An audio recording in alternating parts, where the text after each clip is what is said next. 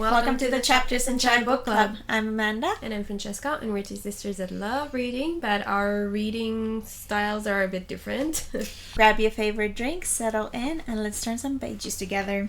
We're having another matcha today. Yeah, just a plain Starbucks matcha. So this is our April book club episode. Yay. Yes, we're gonna be talking about our full thoughts on the books that we picked in our March book club episode, which is Daisy Jones and the Six and Never Lie. And this is gonna have some spoilers because we're really gonna go into the plot and just like tell all of our thoughts. And yeah, so if you have not read those books, then we would recommend that maybe you don't watch this video. Yeah, also because a lot of our thoughts are probably not going to make sense if you haven't read the book. So, yes. But if you have read the books, then yes, we would love to hear your thoughts as well, and like stick around and let us know if you agree with our thoughts on these books. So the first book we're going to start with is Daisy Jones and the Six by Taylor Jenkins Reid. This book is I guess it's categorized as a historical fiction novel or just a lit fic. So a quick synopsis, just to remind everybody in case it's been a while since you read this. This follows Daisy, who's our main protagonist, and she ends up joining a band called The Six. The Six is I guess, are they a rock band? Yeah, they're rock and roll. Yeah, rock and roll in the 70s. And it essentially follows her journey and the band's journey through the rise of the band's fame and then kind of the downfall and all the drama in between.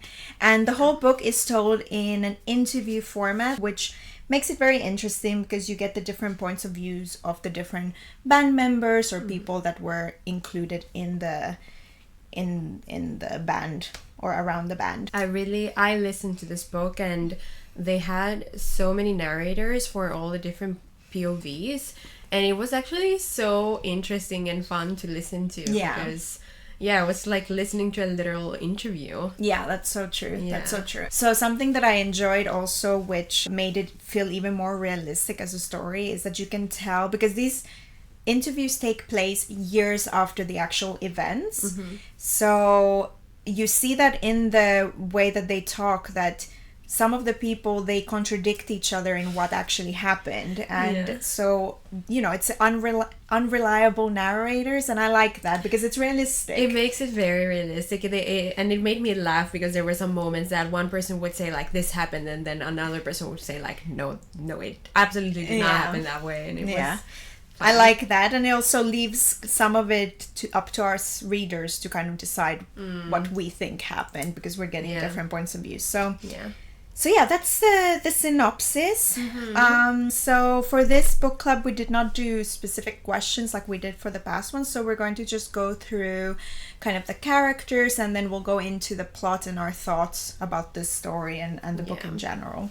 Maybe we can run through the main characters and what we thought about them. Yes, okay. So should we start with Daisy? Yeah, let's go Daisy first, the main character. Her character and the way she was living gave me anxiety throughout the whole book. Yeah, for sure. Because she was very young. She was kind of navigating the music scene in LA, but not having much like experience, and she did not she really cared about her own music, but she did not care about anything else. She did not care about her own safety or like just how people treated her and nothing. And I don't know, I wanted to like help her throughout this book. Yeah, definitely. I mean, we see her sort of, I don't know, I guess you'd say struggle with drug addiction throughout the book, which again, it's the 70s.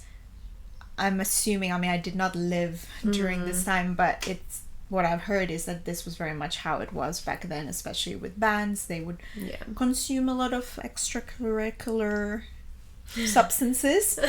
And Daisy does go from drug to drug, and she indeed does not care a lot about her. However, I found her very charismatic. Like I could tell, in the book she's described as a charismatic sort of like really the main character energy type of girl. For sure. And I got that. I was kind of also fascinated with her and how carefree she was, and just she was a very interesting character to read about, like many dimensions. Yeah, she was. And I also found it very interesting getting kind of her thoughts on how she would clearly have a drug and alcohol like problem, but the way she was thinking, like, oh, I just wanted to take this pill that will kind of like chill me out, but I didn't want it to chill me too much, so then I would drink champagne, and she would talk about it as if it's like something so normal. Yeah. Something else is I really liked how strong she was, especially coming up against, you know, Billy, the main man character in the band. Because again, back then, a lot of bands were led by men, and it was more rare for women to stand up and voice their opinion, but she was never scared to put her foot down, tell her opinion. So I like that aspect of her. Yeah, she was very strong. She was very strong, but also the book shows her sort of softer side in, you know, she has feelings and emotions. She was getting hurt, and one moment that did like really, I felt so sad for her, was when, I don't remember which character, somebody said, oh, you would make a great aunt one day. And she, like, it really affected her. Yeah, because she was like, nobody would say that I would make a good mother because I shouldn't be a mother or something like that. Yeah. And I was happy to hear that, you know, later down she did end up adopting and becoming a mother. And just showed like the two sides. Like, she was externally very strong and very like, I don't care about anything, but then she did actually care. She did actually care, yeah. And I think she really needed just someone to love her. And you could see that she was afraid. She talked a lot about her parents and how her parents did not care about her. And the only person who actually did care about her was her friend. And she was clearly craving somebody to love her. And it did break my heart. Yeah. No, I liked Daisy. I liked her, and I'm happy that she ended up sobering up and, you know, getting her life together at the end. Yeah. She needed that Italian prince to kind of shake her out of it. So the next main character is Billy, who is the main lead singer of the Six, and he is described as sort of the more authoritative, or his leadership style, let's say, is more authoritative. He does not want to hear other people's opinions when it comes to the band decisions, and so there's a lot of tension between him and some of the other characters. So to me, he did not come across super likable when it comes to at least that part of the story. But again, there were many aspects in the book that really humanized him as well. Yeah, I had a love-hate relationship with Billy. There were moments that I really understood and I could feel what the bandmates were feeling, because they were quite often frustrated with him, and even his brother. Although he defended him throughout like their whole journey, at the end you can see that Billy wasn't even being a very good brother to him. Yeah. But then you hear his POV and his thoughts and how much he wanted to like really fight kind of his addiction to alcohol and to drugs, and him like having cheated on Camilla, and that whole side of him, like it was a constant battle inside of him. So yeah, I understand that he was struggling to maybe be the best version of himself, because he really tried to give all that energy to his family. Yeah. So exactly. I wasn't like angry at him. He could have done a lot better, but I kind of understood that he was in a difficult situation in his life. Again, with these two characters and some of the other characters, I just really enjoyed how, like, none of them were perfect. They all had their downfalls. They all were, like, gray characters in that sense, but they all felt so real. These people just felt very realistic because... like, because they were so relatable and, like, not perfect. Yeah, like, usually, like, you read some books where the main character is, like, perfect, essentially. And, yeah, those books are fluffy and cute, but this one I felt that I was following real people. Like, I think in my head this is a real band. Even now, like, I feel like these are real people. And so I was interested to see if this was based on any real people as well. And while it's not like an exact retelling, apparently Taylor Jenkins Reid did get a lot of inspiration from Fleetwood Mac, which were a big band in the 70s and have been singing for many years since. And the main lead lady there, which is Stevie Nicks, I guess inspired Daisy, and then the main lead singer Lindsay inspired Billy. And I went down a rabbit hole of their relationship dynamics in the real world and all the drama in the brand, and it was super, super interesting. I just found all of that super interesting. And you can tell that all of that influence made this book feel a lot more realistic as well. So I really enjoyed that part. Yeah, that's interesting. And then the rest of the characters. I mean, I really liked Karen's character. I really loved her commentary on things and the way she was kind of noticing things that the main characters were not noticing. And yeah, I loved her POV, I think. But the other characters were a bit more like, not so interesting, maybe. They weren't that big part of the interviews either. Yeah. They were less. And Camilla, also have to mention Camilla, that was not part of the band. She was the wife of Billy. She was also very interesting. I like to read her point of view of things, and obviously she was going through a lot with Billy, but just how confident she was in her and Billy's relationship. Although I was reading this somewhere, but it makes sense because these interviews happen years later. So in her interviews she has the bias of knowing that they did work out with Billy, so maybe that's why she was answering in such a confident way. Yeah, maybe it wasn't actually the case in the moment when she was making these decisions. Yeah. But she just decided that, no, I'm going to stick by this man no matter what. Yeah. I'm not going to let him go. He can like mess up as much as he wants, but like he is going to come back to me at the end. And so Billy did. Yeah, exactly. So, when it comes to the plot of this book, I really, as I said, I was stressing for Daisy and for her life, and I really was hoping that something good would happen. So when she joined the Six and Honeycomb became a hit and people started getting excited to see her specifically, that really warmed my heart, and I was actually so happy for her, and I was rooting for her. I was so rooting for her. I was so excited. Again, I felt like she was a real girl. Like, I was like, yes, go. I was so happy. Yeah. And I was like, whenever she would kind of push her songs and take leadership, although Billy was being, not the easiest person to work with, she really took ownership like of her part in the band, and she made sure to kind of not just let some guy, because he's the lead singer, to push her around and like call all the shots, because she did have tremendous talent, and people did get interested, like people started getting interested in that band because of her. So I was very happy that she like really had some respect towards herself, and she took some leadership. Definitely. And which one was the song? There was the one song where it was also about Camilla. It was about Billy's promises to Camilla, where Daisy changed the lyrics. Yeah.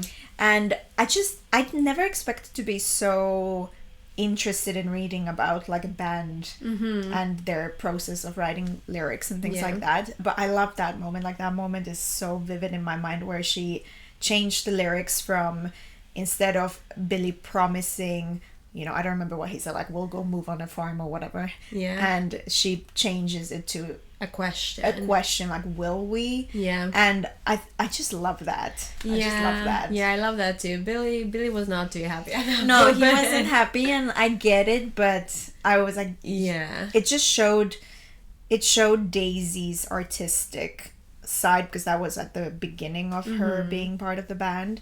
And yeah, I really like that moment. Yeah, she was talented and she knew what she was doing with like the lyrics and everything. And you could see from when we got kind of her backstory that she could come up with some interesting lyrics out of like random moments in her life. So she clearly like had that in her. Yeah, exactly. Billy, I think when Daisy joined the band, he was scared of her.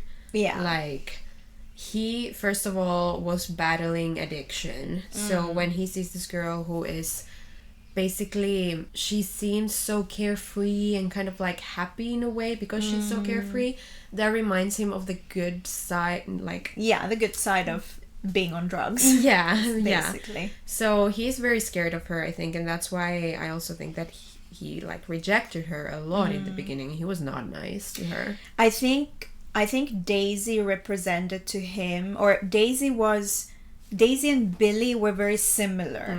They were very similar characters. They had the same passions as well, and that's what like Daisy was this like dangerous invitation to that side of lifestyle. Exactly. And I think that's what also was why they were so drawn to each other, was because they were so the same. Yeah. And their passion for the music was super, like, it just drew them together. And you could tell, like, the moment, like, I don't remember what, it's very, like, in the very beginning when they meet, I was like, oh no, Billy's gonna like her, they're gonna cheat on Camilla. Like, I felt bad because obviously we get the background of Billy and Camilla and how Billy cheated on Camilla before, and then Camilla decides to forgive him and stuff. So at that point I'm invested in Billy and Camilla. So when Daisy comes along, I was scared. I was stressed. I'm like, he's gonna mess things up real bad. Oh yeah, for sure. Yeah. But it was amazing how this book describes the connection they have when they're singing. Yeah. And like them the locking way eyes eyes and feeling like they're the only people in the world. I was invested. I could picture it. I could feel it. I was there at the concert. Yeah. Exactly. Yeah, it was like reading this book was written that way, in a great way. Yeah, it really was. I could really envision everything like I was there. And again, not even as a movie, because sometimes I read books and I can visualize it as a movie. Here I was like, this is real. This is a real band going through this. Exactly. So it just goes to show her writing is really great. So, but yeah, the Billy Camilla whole situation was interesting also because you see Billy throughout the book. You can tell he's attracted to Daisy. He ends up kissing her, or they kiss each other, but then he does end up going back to Camilla and really regretting that decision. And it was nice to see that he prioritized his family. Like he really fought that side of himself. And it did break my heart though when Camilla kind of understood that something was going on between them two. Yeah. And when she heard Billy call, I think, Teddy, and saying that I want Daisy out of this band. Yeah. And Camilla said, then I knew something was going on between them two. So that broke my heart. But again, she stayed. And she was strong at the end of it when she goes to Daisy and tells Daisy, you have to leave this band. But she said it in a kind way and in an understanding way of understanding that Daisy was also hurt. Yeah. Instead of, I think in a lot of situations women can, hate the other woman, obviously. Yeah, exactly. But she was understanding, and she felt bad for Daisy and how Daisy was hurting. But she said, you have to go. Sorry, girl. And we also find out that Camilla unfortunately passed away during the writing of this book. But Camilla, her last note, or she gave a note to Daisy and said you should go write one more song. And I was like, with Billy, so oh my goodness, I think I teared up at that moment. At that point I was like, Camilla, such a strong woman. Like, imagine sending your husband to well, it made me. Yeah, it was just in a weird way, like, such a beautiful ending. It was. I really, I was a bit, I struggled at the beginning of this book to get into it because it was a different way of kind of reading a book with multiple POVs in the interview style, but by the end of it, I loved this book. Yeah, same. I was very attached to everyone, and yeah, I wanted to know what happened after. Like, did they meet up? Did they write a song? You know. Yeah, true. So, what were your overall takeaways or thoughts? What did you think of the book? So, as I said, I struggled at the beginning, but probably after the first third of the book, I was very much into it. It was such an easy listen, very much like entertaining. Not necessarily in a way that, oh, I needed to pick it up and I needed to find out what's going to happen next, but it was interesting, and it was like I was living with these people and seeing them up close.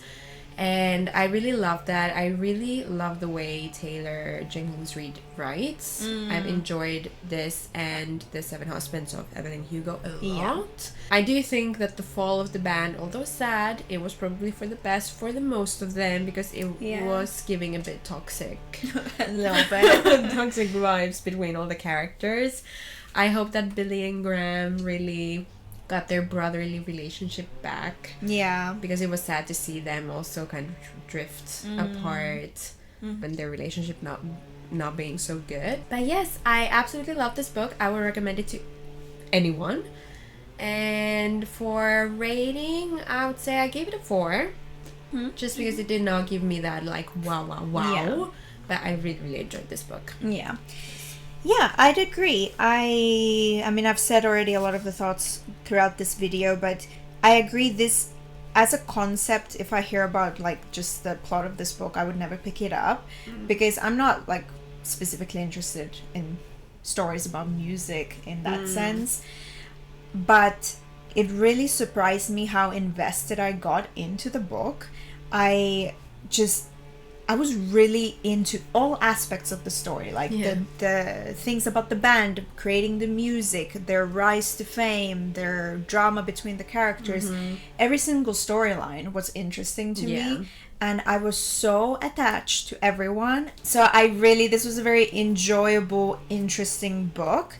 When I initially finished it, I was like, okay, it's 4 stars, because the same reason, it didn't give me that 5-star feeling, but ever since I finished it, I haven't been able to stop thinking about it. So I think I'm bumping it to 4.5 just for that, because it's like constantly on my mind, and I need to watch that series now just to get more content and to hear the music. I want to hear the music. I want to hear the music. All right, so success. Yes, success. Okay, moving on to the next book, which is Never Lie by Freida McFadden. I'm sorry, I forgot to bring the physical book with me. So to give a quick synopsis, basically it follows the story of this woman, Trisha, and her new husband, Ethan, and they are looking to buy a house.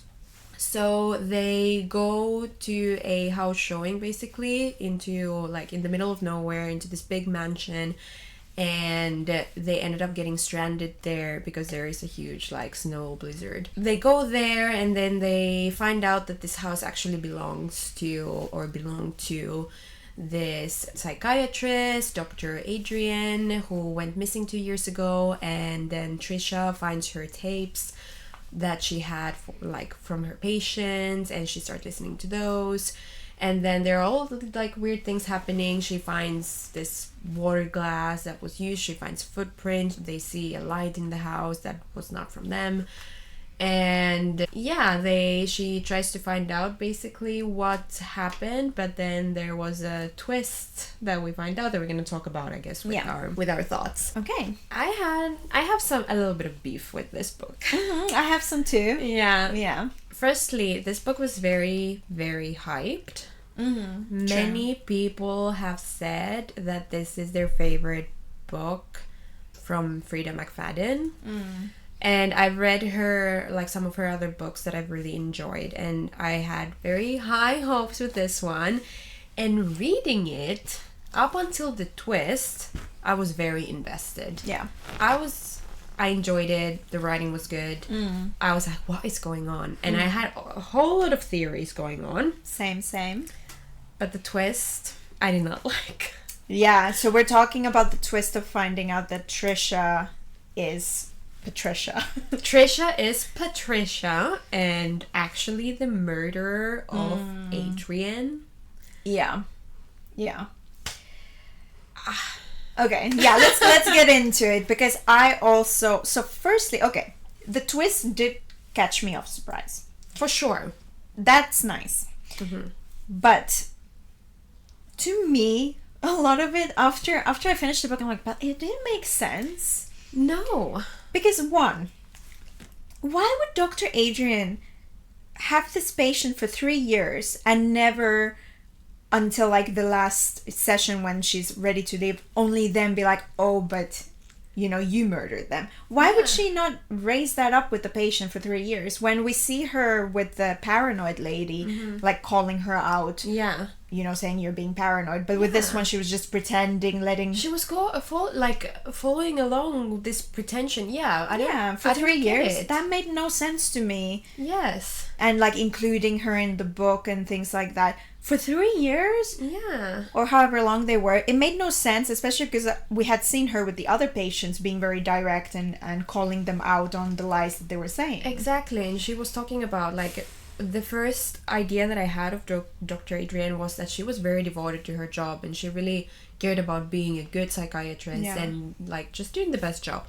So then pretending with this literal murderer that she had PTSD and that she was not actually the murderer, like doesn't make sense with the rest of Dr. Adrian's character at all. No, it made no sense. Like afterwards I was like, wait, none of that made sense to me. And all the lead up to it as well, because we follow the book from Trisha's point of view. I don't know, like, because we're in her head and she seemed like such a scared, I don't know, it just didn't make sense. That all of a sudden she was not only the murderer of Adrian, but she was like a serial killer. Exactly. Yes. It wasn't just like, oh, she murdered one person. Like, she had murdered already in the past her grandma, her fiance, her friends. She killed Adrian and she killed... a sick woman. Yeah, she killed many. And then at the end she's also like... She might as well kill her husband as well, like, So she was clearly crazy. So then why are we following in her head that she's this scared woman all this book? Exactly. What I think happened here is because obviously this book tried very much to make us think that EJ is Ethan. Yeah. Like the exact character, but it was a bit forced to the point. Like I've written in my notes because they had the same wine taste. Exactly. Like they said the exact same things about the wine. Yeah. The color of the hair, the color of the eyes, the height was mentioned in both cases. Yeah. So I was writing in my notes like, this is how it seems, but that's too obvious. Like that is too obvious. So clearly it's not going to be that.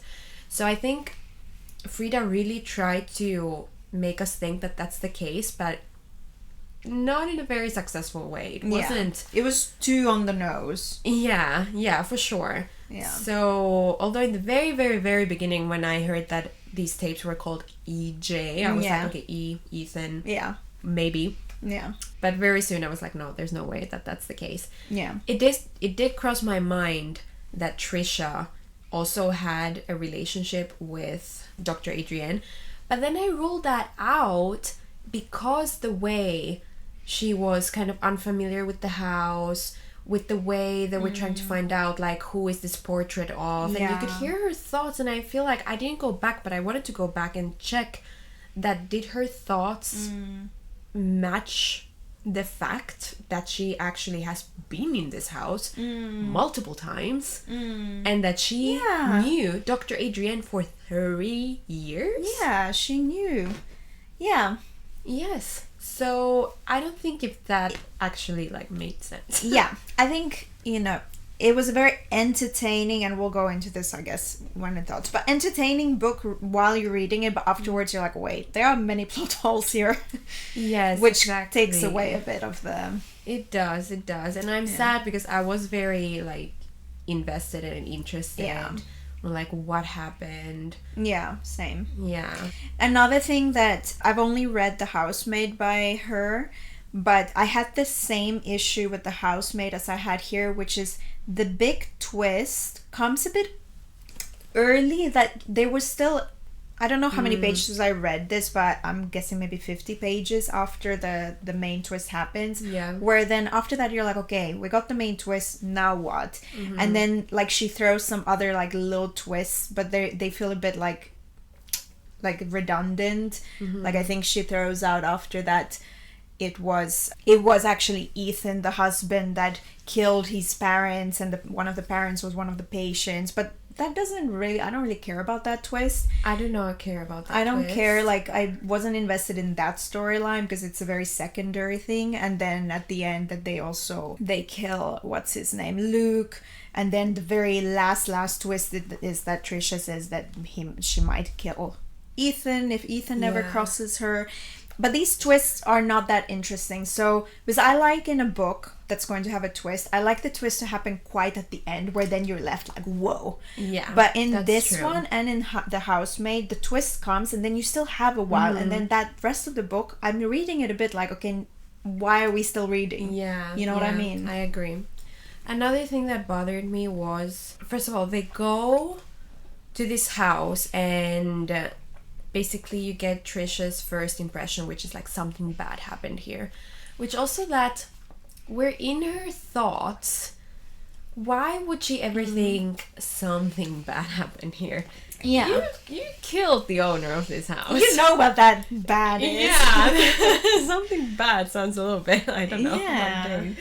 Also, Ethan absolutely falls in love with this house and is like, we're gonna live here. Yeah. She's thinking throughout the whole book, she's like, over my dead body, am I gonna live here? Which okay, yeah, you've murdered a person here, I get it. This person will probably hunt you if you live in their house. You wear their clothes, that's disgusting. Yeah. Then you find out that Ethan killed his mother, who was a patient at this house. Why would he ever want to live in this house? Yeah. Why was he so obsessed with this house? Yeah, true. What's wrong with him? And then true. the the twist happens, and then all of a sudden Trisha changes her mind, and then they end up living in that house, and then all of a sudden she twists from this scared, a little bit like questioning if is Ethan maybe a scary character also, and then she was like, no, he's never gonna hurt me. From this very scared person to all of a sudden a very like twisted, crazy person. It made no sense that like switch up of all the books. She's this like scared, paranoid woman, and also I swear like she was, because when she finds the tape room and we're in her thoughts, she's like, oh, these tapes all end about the time that she got murdered. The way she talks about Adrian is as if she didn't know. Yeah, because she did say there was a moment when she found the tapes. She gathered the tapes from the like time that was close to the death, and she said something like, I want to find out what happened to her, something like that. Yeah.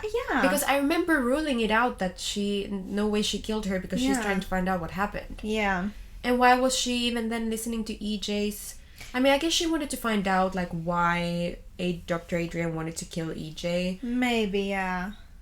And she was curious. It was a big part of her character, but I don't know, I just found it weird. And if she knew this whole time also that Ethan had killed his mother, if she knew that whole time, but then she was still being very secretive with him, but then in the end she feels all of a sudden safe to tell him about all her murders. Yeah. And then also it's her that finds the dead body in the house, because she freaks out. Yeah, she's the one like, oh, it's hollow here. Yeah. She opens it, then she goes and like freaks out. But why would she? I thought she wanted to specifically go there to get the body to hide it. Why was she the one to then like bring it out in the open in front of Ethan? Exactly. Knowing that then Ethan would call the police eventually and stuff. Because I thought she wanted to specifically go into the house to to hide this the man.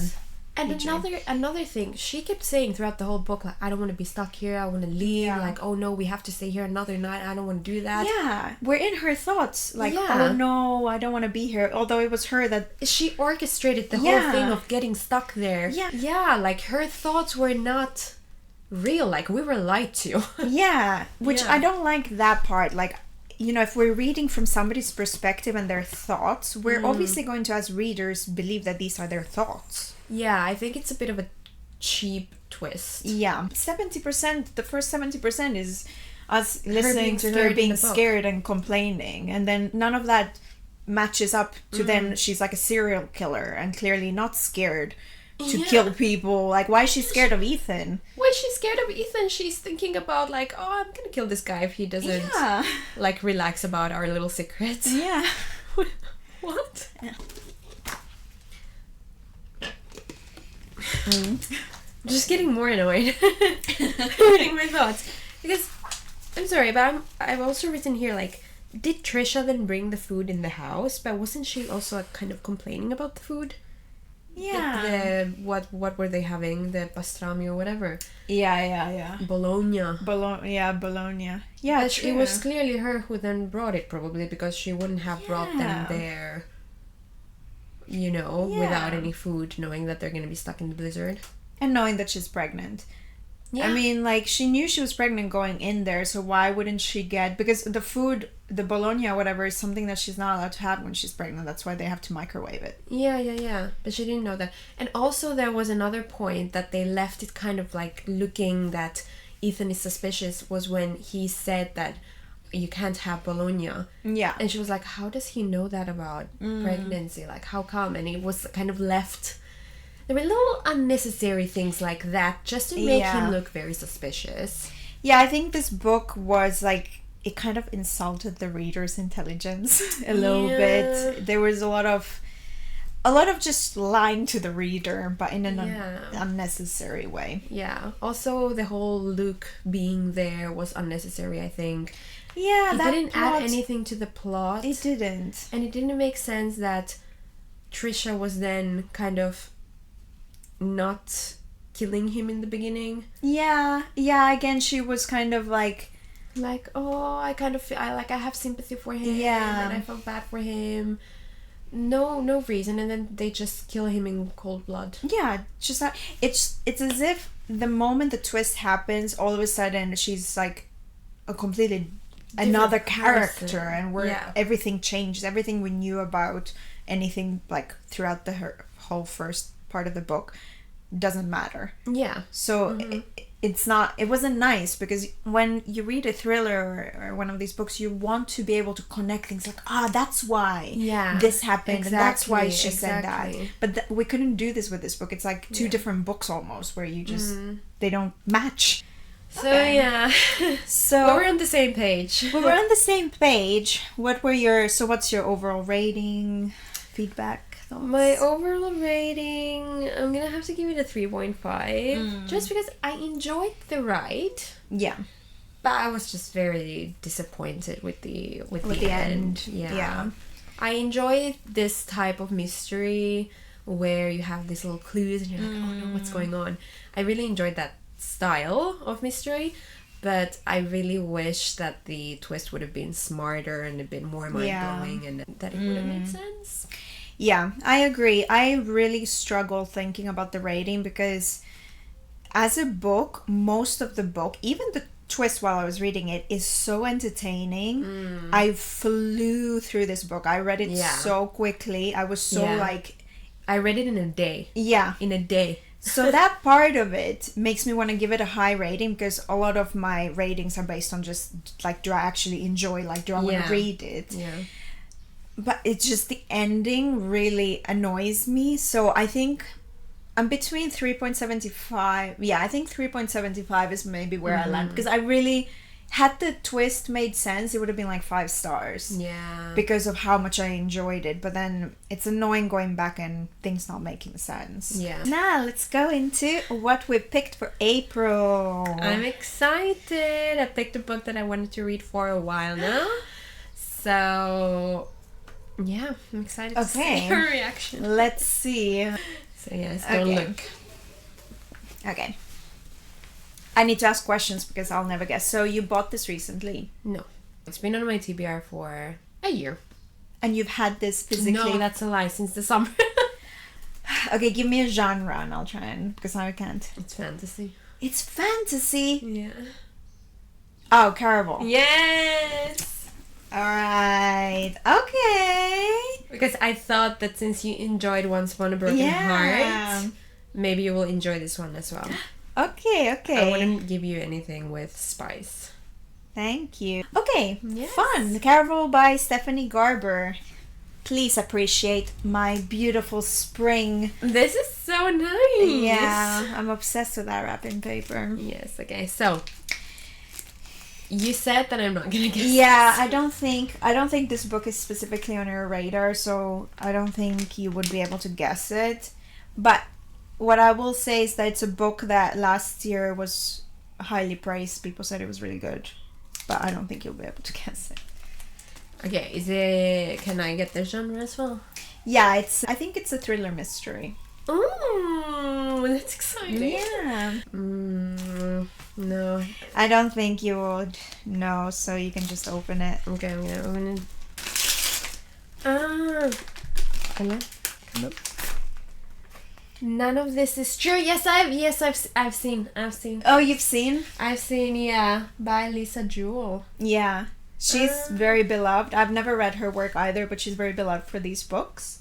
And this one follows, I guess, if I remember correctly, it's a woman that meets her twin that she didn't know she had a twin. And she invites her on her podcast. I'm not sure why. But then slowly it seems like maybe that woman that she's invited isn't who she says she is, or she's like weird. I don't know. Okay, that's so exciting. Yeah. All right. Okay, so that's it for our April book club episode. Mm-hmm. If you read these books and you agreed or disagreed with our thoughts, then please let us know in the comments below. If you like this content, then feel free to subscribe, to like our video, or again, comment down below. And yeah, we post the book club episode every month. It's usually the first Tuesday of each month.